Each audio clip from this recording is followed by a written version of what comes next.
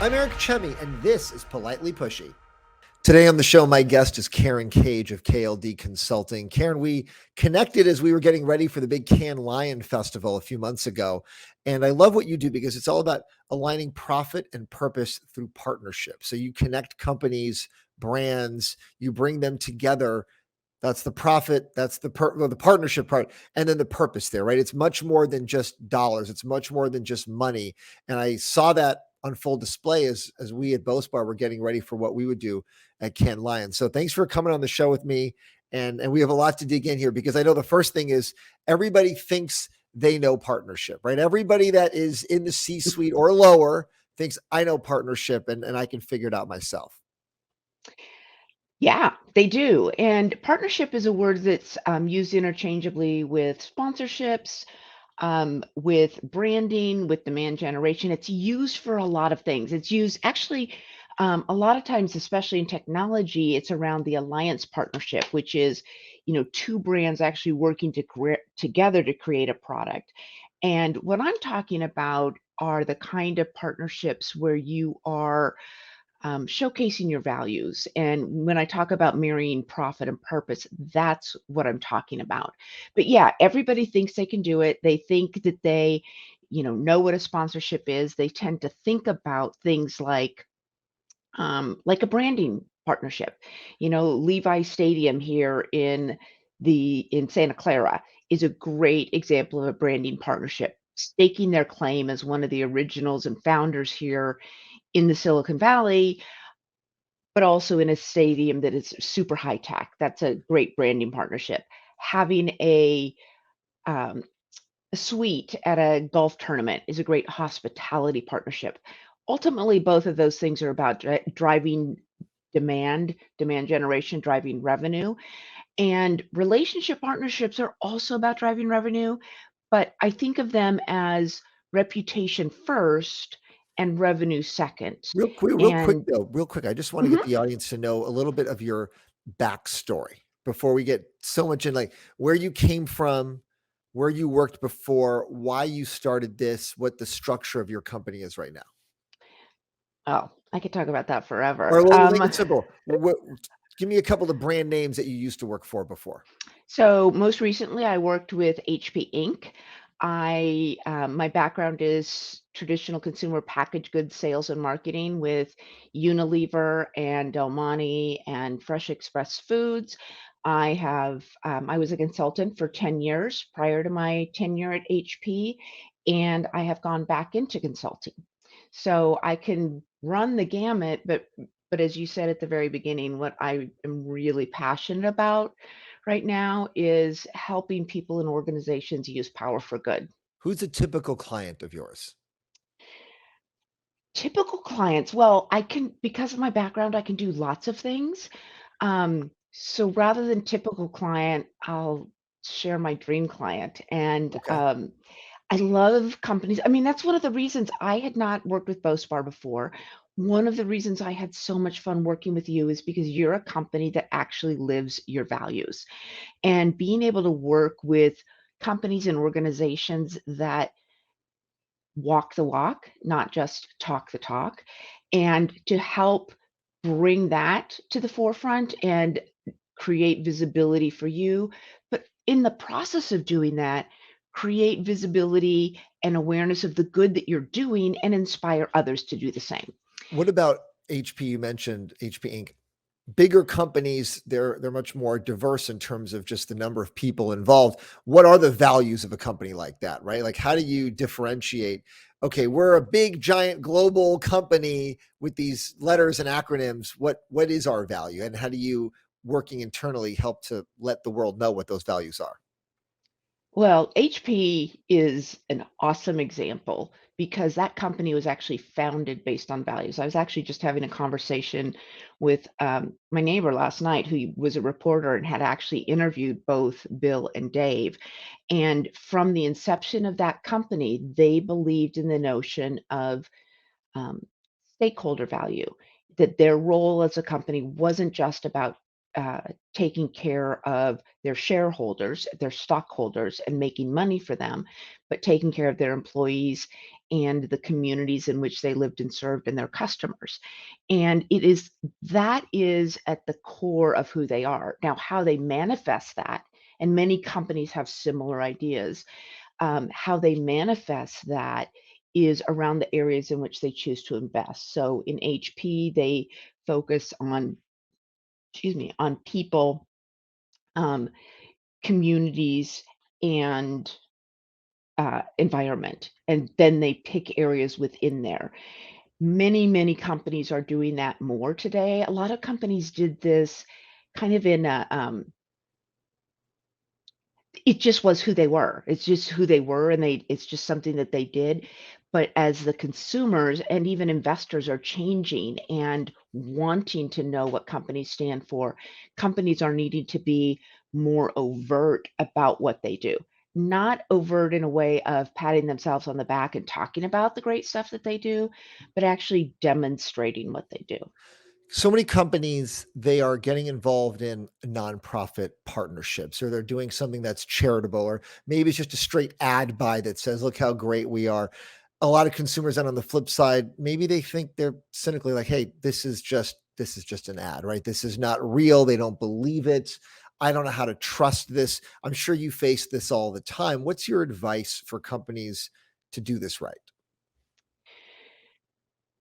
I think the most important thing before a company does anything is make sure they have their own house in order. You can't go out and support an amazing organization like the Female Quotient, which is all about gender equity, if you have a mess internally and you don't have a balance of representation across your management, for example, with gender. So I think that's the first step, is actually walking the walk and making sure you've done your own homework first before you talk about what other people should be doing. So I think that's number one. Number two is less about talking about you and more about using your power as a corporation to showcase the great works that these other organizations are doing. And so, in that regard, it is less a direct promotion of your company and more an indirect promotion by showcasing the organizations that you support and the great work that they're doing that reflects on the values of your company. The phrase reputational partnerships, I see that, used all over the place. It's a reputational partnership. What does that mean to you? Reputational partnerships are truly about values, The and values that we've been talking about, right? These the corporate values. values, and the value of the organization that they're working with. Correct, correct. And it's different than branding. So when you think about an old-fashioned sponsorship, which is what companies do a lot of, what they're talking about there is, who is their brand? Meaning, what are the products that they sell? What's their quality image? What are the services that they provide? And reaching an audience that will care about those products and services. When you're talking about a reputation partnership, you're talking about who you are as a company. So when we talk about the when I talk about the partnership that HP Inc. has with Girl Rising, which, if you don't know that organization, you should go look them up because they are awesome, with the most simple, beautiful mission in the world, which is to change the way the world values girls and their potential. So when we say that we support an organization like that, we are reinforcing our belief in gender equity as a company. I'm not at HP anymore, but reinforcing the company's belief in gender equity and the importance of education. And that is different than saying we support, I don't know, XYZ organization by providing products and services to Right. them. Right. What about, so gender equity? That's a big one. I feel like climate is a big one. What are some other under the radar goals that are out there that are maybe not the ones that we see on the front page? Because there's sort of certain causes that we see in the media over and over again. Are there some other what don't you say, like hot up and coming ones. Like these are going to be the trending ones. And I know I say this almost, I say it maybe cynically because my past as a reporter, that it's almost like a lot of these do have a fad type of vibe. Like, oh, everyone's doing gender now, we're going to jump on that. Or everyone's doing climate now, we got to make sure our company is saying something for climate. And I think you're right. A lot of this is company values. Like, well, what is your actual company's values? Are you doing it yourself? And maybe you shouldn't be part of every single trending goal that's out there. And I know I've said a lot here, so respond to what you like. Agree, and agree. Yeah. So there's a lot of stuff that's out there that is the hot topic. I'll give you a great one. We all know about what happened here in the U.S. With the murder of George Floyd and the amount of emphasis and focus that racial equity got after that happened. So yes, that was a huge hot topic. That doesn't mean it's not important. And one of the things that I think is important for people to know is, and maybe this is what makes it feel less like a fad, is when you're doing something important, whether or not it's a fad or whether or not it's important. So something as horrible as George Floyd, actually the positive side of that is that it got people to pay attention.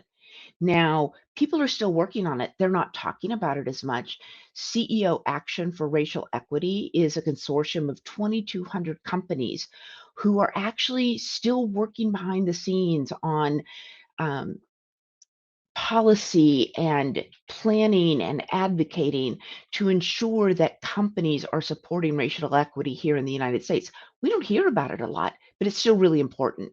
And I think one of the reasons that we hear, environment and DE&I so much, um, is because those really are the two big buckets. If you think about it, there are two groups in our world. There's the world, which is our climate and our environment and all the things associated with that. And then there are people. And within people, that's the category of The social world impact. and people. I like how you simplify that, right? There's the world and there's the people living on it. Yeah. Yeah. And What so a about lot of things Ukraine? fall into those two categories. It's either an environmental activity or it's a social impact activity. And within social impact, I mean, that can be um, DE&I, as we talk about it, can be neurodiversity. It can be accessibility for people with different needs. So it covers a broad range of things, but that's why you hear about those two What things. about the war in Ukraine? Have you had companies asking you, hey, is there a role that we can play here? Is there an organization we can partner with here? Yes, and that's an example of one that's very delicate because whenever you get into the area of politics, companies get very nervous That's and what I was very, curious about. Yeah. yeah, they do. And this is where the hard decisions come in because, and it's not my role to tell you what the right answer is, but if you believe that this was an invasion, that this was intentional, having the courage to stand up and say that is really important. Recognizing that it might not be popular with some of your customers, some of your investors, and that's a decision you have to make internally and that you have to balance. And as you said earlier, you can't pick every single topic, nor should you. Nor should you. If you are a company that is in the political world, that cares about human rights, that's an active part of who you are and what you do, I would expect you to have an opinion. If you are a technology company that, creates educational software, that may not be as relevant to what you do. And so there may not be as pressing a need for you to have an opinion about that. What about cost? A lot of these things come down to dollars. Companies say, yeah, I'd love to support XYZ thing, but I got to hit the bottom line here. Hit my This is budget. my I this got is my shareholders. I got favorite. investors. I got all these reasons. I got a bonus that I got to hit based on my margin. So I can't just go wasting money on these feel good activities. What do you say when you hear that? I'm going to try not to get on my soapbox right now because this is my favorite topic of all times. And this ties in a couple of things that we've talked about, Eric. Um, this talks about people think that they know what partnerships are or think that they know what's required, but don't. So, first of all, and this will be unpopular with initially unpopular with any nonprofit organization working here, but frankly, anybody can give you money. And yes, money costs and money's an Say that investment. again. I want to pause on that. Say that phrase again so we make sure we lock in on that. Any organization can give you money. It's obvious but profound at the same time. Yeah. I mean, it's true, and I fully recognize that nonprofits need money to do what they're doing, but that isn't all that they need. And I'm not talking about in kind because in kind isn't always reliable, but I'm talking about thinking strategically about what you need that money for and what other things you might need that you're not thinking about. So, great example, and I have mentioned Girl Rising earlier. I love that organization. When I was at HP, we had a small partnership with them. It started really around an event around International Day of the Girl. And as we worked with them, I think we did two different International Day of the Girl programs 2 years in a row. And the more we worked with them, the more that we realized how aligned their activities were with HP's values around gender equity and education. And so we decided that we wanted to explore a deeper partnership. And we sat down and talked to them. We talked about what our goals and objectives were. They talked about what they were doing and how they wanted to grow, how their activities would support our goals and objectives, and how we could support the growth of their activities. Great conversation. It was a complex partnership internally because we had three different internal constituents who were funding this. So it was coming from the corporate communications team, our sustainable impact team, and our education team, who were all working together on this partnership. And Christina Lowry, who's the CEO of Girl Rising, came back. She and her team had put together an amazing proposal for us that was seven figures. And at the time, HP, I joked and said it was a 5-year-old company with an 80-year legacy because it really was brand new as of 2015 when the company separated. So that wasn't in our budget. That wasn't the kind of money we had. But when we started talking about what they needed and thinking about what we had to offer as a company, one of the things that would help them get money is visibility and awareness. And the gravitas that a company like HP brings to the table as a multinational company with a very well-known brand, if we're standing up and saying this is an organization that is worth supporting, that carries a lot of weight. And so we had a separate partnership, and this is where the creativity comes in. And this is where looking around your organization and looking at all of your resources and all of your assets is really important, because at the same time as this conversation with Girl Rising, we were an inaugural partner with Bloomberg Green, which was a new media channel for Bloomberg. And as a part of that partnership, we had content creation that they were going to do for us and media that they were going to run to promote that content. And so what we said is, okay, we can't give you seven figures, Girl Rising. We can't give you seven figures in cash. But what we can do is give you some money, and we're going to give you one of our 6 slots of custom content and all of the associated media around that to talk about what you do, to talk about what your activities are, and to show the world through this amazing Bloomberg channel all the work that you're doing. So that has a value associated with it that is not cash to Girl Rising. If But I pause there for a second, so I'm hearing, okay, if I'm the nonprofit, if I'm Girl Rising, I wanted 7 figures. So now I'm getting 6 figures, but I'm getting some other benefits as well. So you could say that's a partial win. Put them aside. They'd put that aside for a second. Now, if I'm HP, I've put out this money. I've given them this content opportunity. I've got these various partnerships. They cost me money. What am I getting out of it? Right. So I'm sort of curious from both sides now, that how do you measure that ROI? How do you go back to the company or when you were at HP, say, okay, here's what we got for doing this. And how does the nonprofit say, okay, well, we didn't get everything we wanted, but we're okay with that somehow? Well, they were more than okay with it, and Maybe we you were gave them more too than much okay then. with it. If they're more than okay, maybe you gave them too much. And I don't, it's And I not kid. appropriate for me Yeah. to share the Yeah. numbers, but we gave them a much smaller amount of cash because we do recognize, I'm not saying that you can go into a partnership and not give them anything. They need money to run and to operate, Right. right? So we agreed on a base level that they needed to do what they were doing.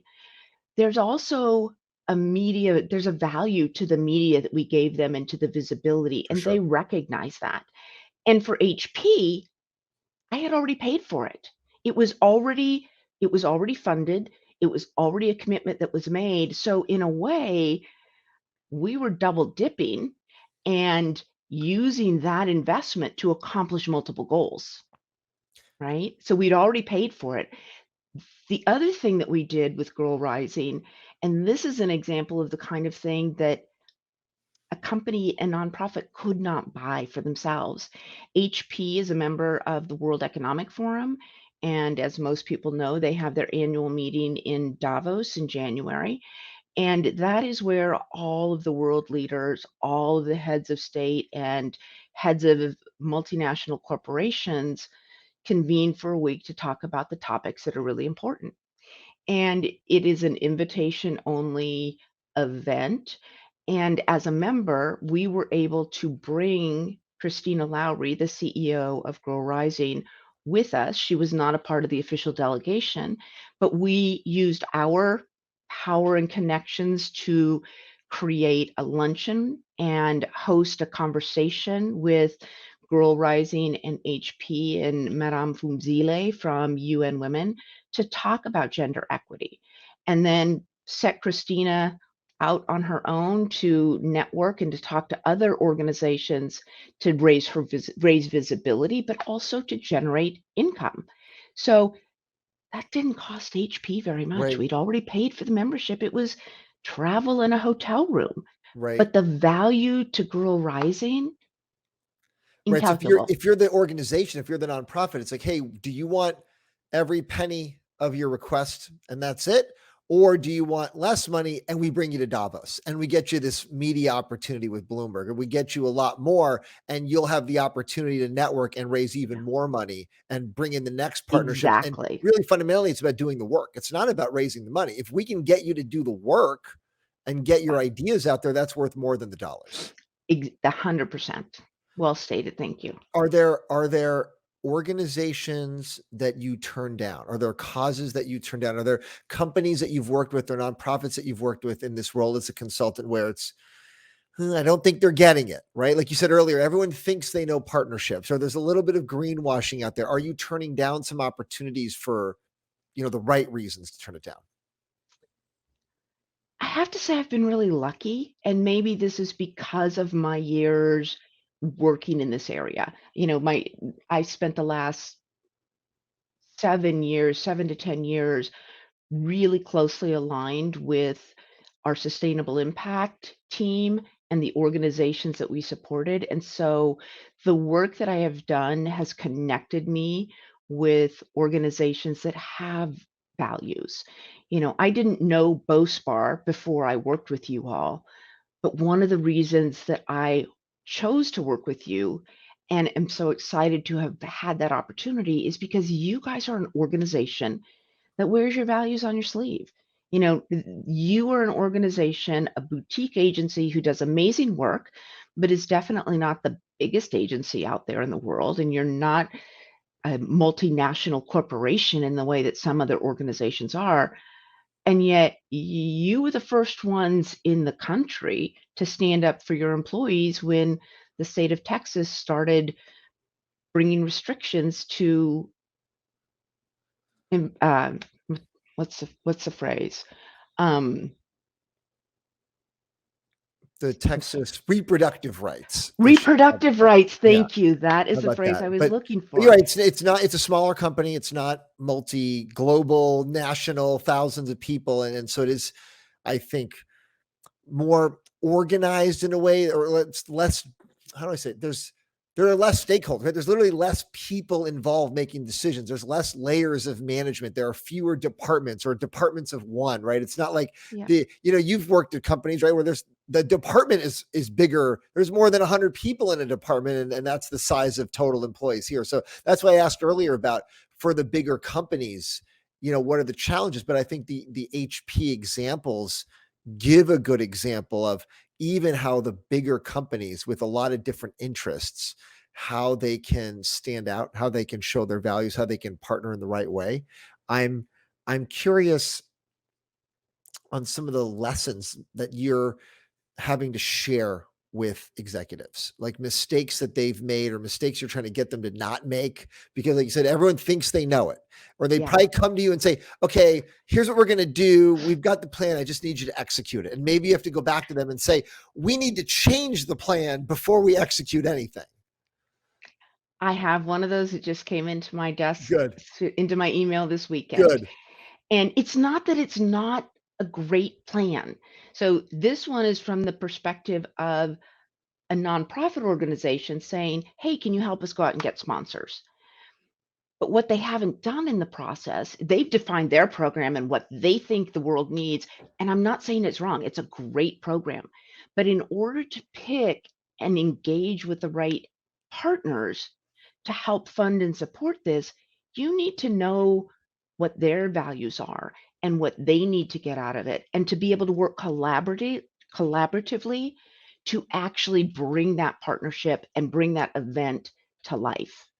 So I think from a nonprofit organization, that's the biggest hurdle, is not thinking that if we build it, they will fund, but that you have a great idea and it will only be better if you are able to integrate the goals and objectives of others into that. How much compromise is there? It brings me to a good question. When you say, like, how much is it that the nonprofits tweak their goals a little bit, or tweak their mission statement, or what they're trying to do, their agenda? Because it's, hey, if we stay with this, then we're not going to get any funding. But if we can tweak it a little bit, now we are in line with what companies want to support. And vice versa. Are companies tweaking a little bit of, okay, well, we wanted to fund this type of group, but we couldn't necessarily find it. So who's doing more compromising in terms of making the partnership work? I think it is so from a nonprofit perspective, it's not tweaking their mission. That is not something I would advise. It is adjusting your execution and how you accomplish that mission. That's the part to think about.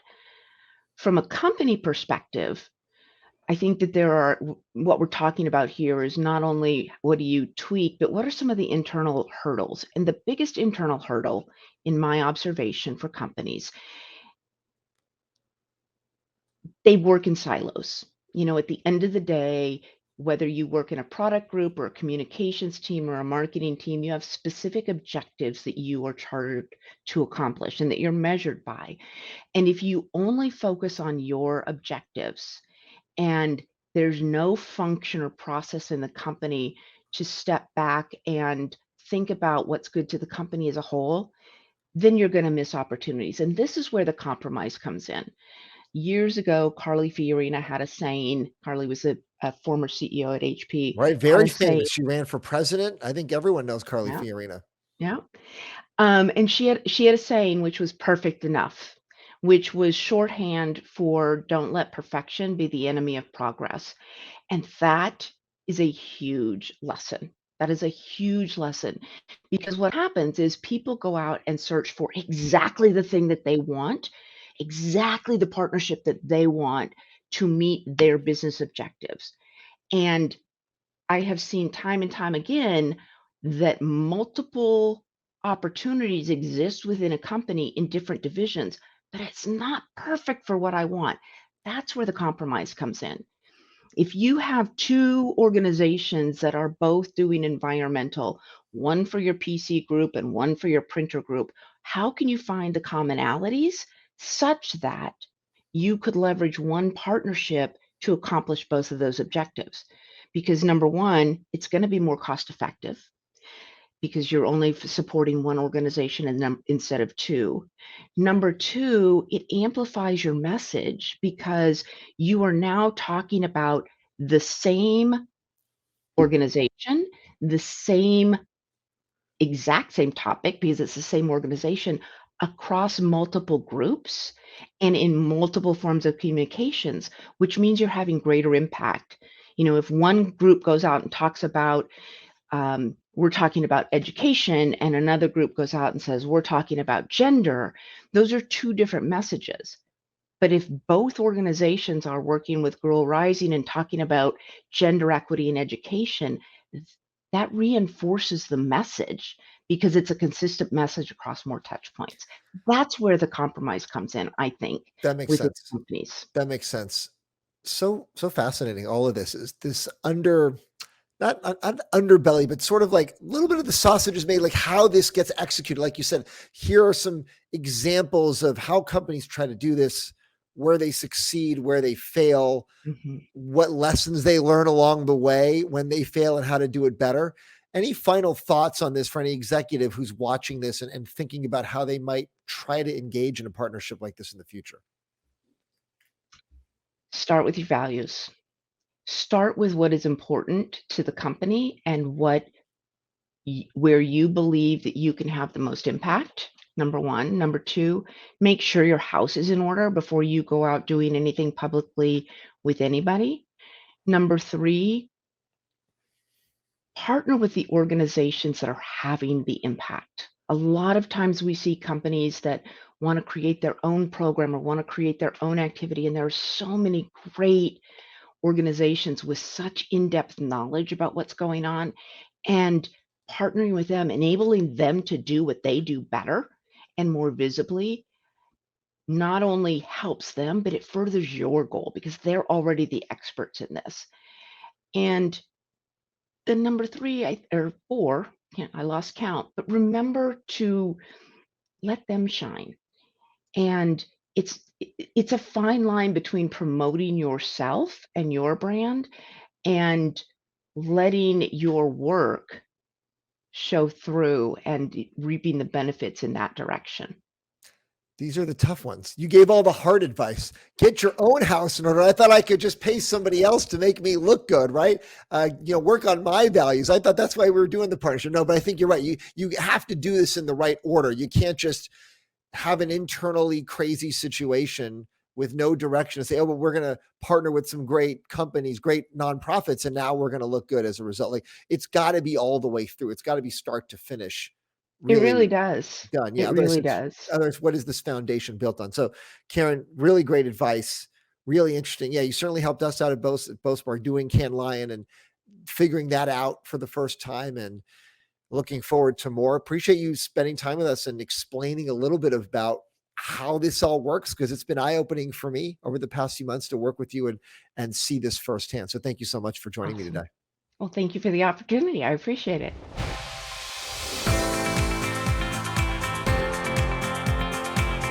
Thank you to my guest, and thanks for listening. Subscribe to get the latest episodes each week, and we'll see you next time.